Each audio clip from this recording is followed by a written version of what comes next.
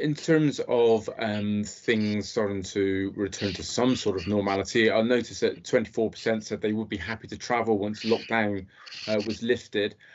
How quickly do you see things returning to any degree of normality, or even do you even see them returning to pre sort of COVID-19 levels? I think it's interesting what people say they might do, then, of course, what they actually do in reality. There's always a difference in life in those two things. And the way we're approaching this at the moment is sort of thinking of many of us now have become non-users of transport. And therefore, we know from previous work that if you've got groups of non-users of different modes of transport, perceptions are absolutely crucial. How people view what they might be doing and maybe very different from the reality, but perceptions are very, very important. I think it's going to take a long time. People in our survey said, yes, they're going to walk more, they're going to cycle more, they're probably going to drive more in the immediate period. But a quarter of people said they would start using public transport again. But you've got to have social distancing in place. You've got to have masks. You've got to have sanitizers, and you've got to have other people. You've got to have other passengers behaving. It's quite a tall ask, and I think there's a kind of contradiction in all of this. Is that is social distancing and public transport compatible? Well, only up to a degree. Mass transit, means mass, and it's quite hard with the 2-meter rule in place. I mean, do you have advice for government in terms of how they can help to address the situation, help to renew confidence? I think the advice is just to be honest. It's a bit like supermarkets. They're working in this environment. They've made certain compromises. When you go in there, it's not 100% safe.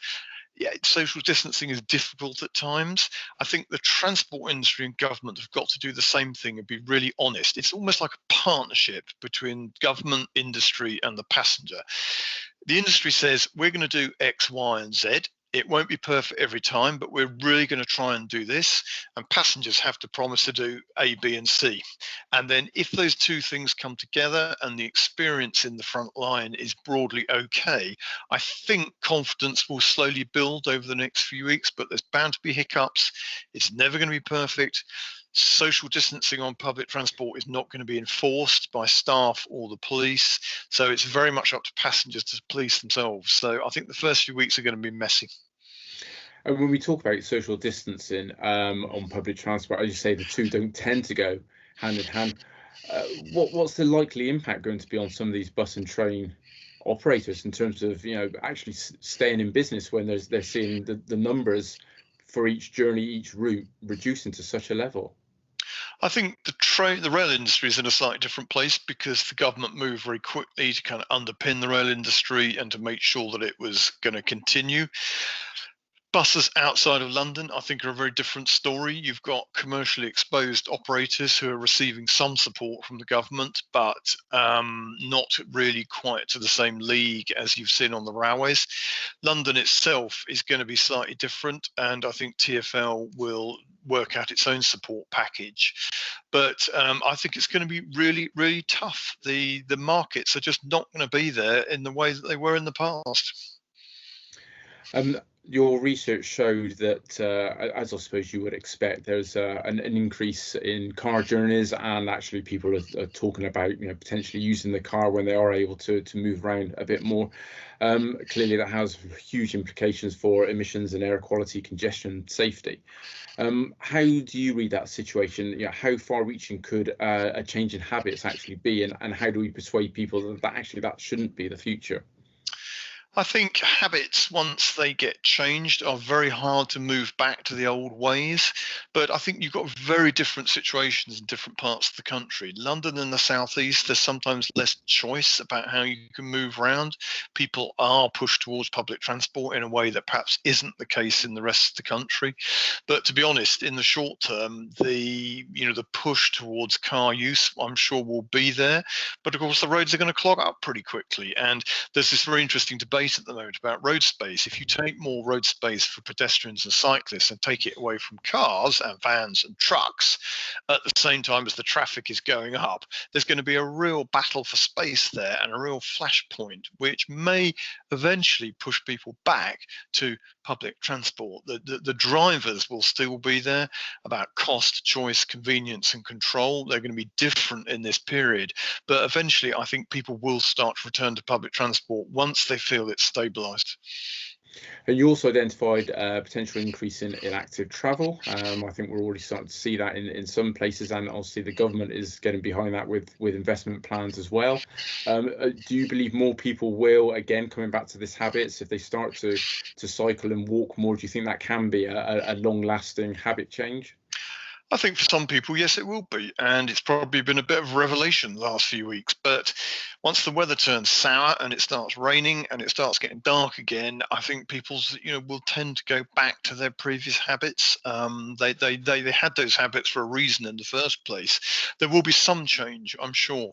But, the willingness and the ability of people to cycle en masse, I think, is actually pretty limited.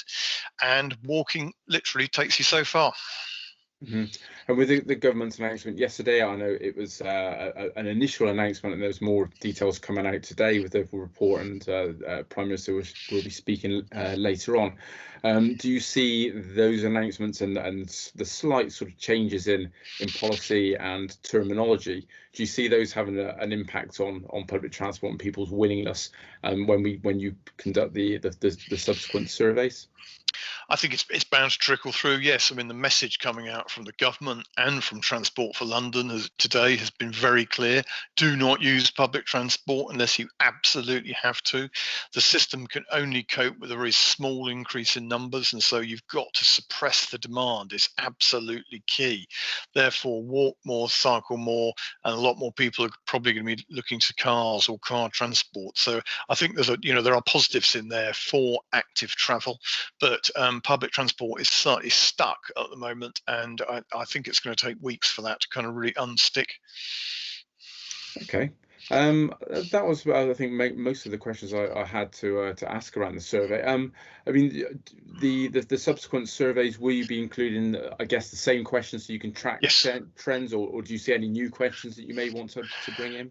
I think the beauty of what we're doing is that we can track trends over time. So no, we don't want to change the questions on the omnibus survey, but we've got two other kind of pieces of insight that we're deploying. One of which is we've got a standing transport user panel, people who help us with particular issues in more depth. So we'll be using them a bit more. And secondly, we're going to build up some groups, some kind of like mini communities of particular types of traveller, particular types of transport user, commuters, leisure, 1 day a week, 2 day a week, whatever, just to get a much better sense of what those particular groups want and what they're hearing from these messages from government and the industry in the next few weeks. So when you add those three things together, I hope it'll add up to a pretty rich picture, which will be useful to those making decisions about transport, and in particular will help the industries get the communications right. The clarity of communications about public transport is going to be absolutely key in the next period. And obviously, public transport is a form of mass transportation. Coming down a little bit, when you look at car clubs and car sharing, do you have a view in terms of how willing people will be to continue using those types of transport? I think that's a good question. It's going to be very interesting to see. I don't think people are going to want to share space with anybody, quite frankly, that they don't have to.